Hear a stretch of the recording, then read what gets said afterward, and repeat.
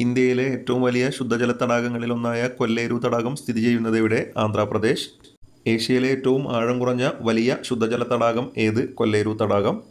കൃഷ്ണ ഗോദാവരി ഡെൽറ്റകൾക്കിടയിൽ സ്ഥിതി ചെയ്യുന്ന തടാകം ഏത്? കൊല്ലേരു തടാകം. 1972 ഇന്ത്യയുടെ വന്യജീവി സംരക്ഷണ നിയമം പ്രകാരം കൊല്ലേരു തടാകം വന്യജീവി സങ്കേതമായി പ്രഖ്യാപിക്കപ്പെട്ടത് 1999 നവംബർ. അന്താരാഷ്ട്ര റാംസാർ കൺവെൻഷന്റെ കീഴിൽ അന്താരാഷ്ട്ര പ്രാധാന്യമുള്ളൊരു തണ്ണീർത്തടമായി കൊല്ലേരു നിയോഗിക്കപ്പെട്ട വർഷം 2002.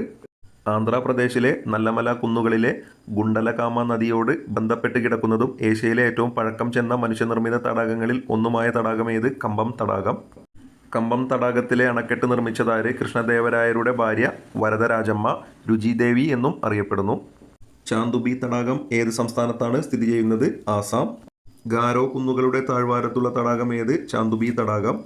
1897 ആസാമിലുണ്ടായ ഭൂകമ്പത്തെ തുടർന്ന് രൂപപ്പെട്ട തടാകം ഏത്? ചാന്ദുബി തടാകം. അസമിലെ ഏക ടൂറിസ്റ്റ് ഹിൽ സ്റ്റേഷൻ ഏത്? ഹഫ്ലോങ്. ഇന്ത്യയിലെ ഏറ്റവും വലിയ മനുഷ്യനിർമ്മിത ടാങ്ക് ജോയാസാഗർ. ഏത് സംസ്ഥാനത്താണ് ജോയാസാഗർ ടാങ്ക് നിർമ്മിച്ചിരിക്കുന്നത്? ആസാം. ജോയാസാഗർ ടാങ്ക് നിർമ്മിച്ചതാര്? രുദ്രസിംഹൻ. ആസാം സംസ്ഥാനത്ത് ദിഹാങ് നദിയുടെയും ലുഹിത് നദിയുടെയും സംഗമസ്ഥലത്തുള്ള തടാകം ശിവസാഗർ തടാകം.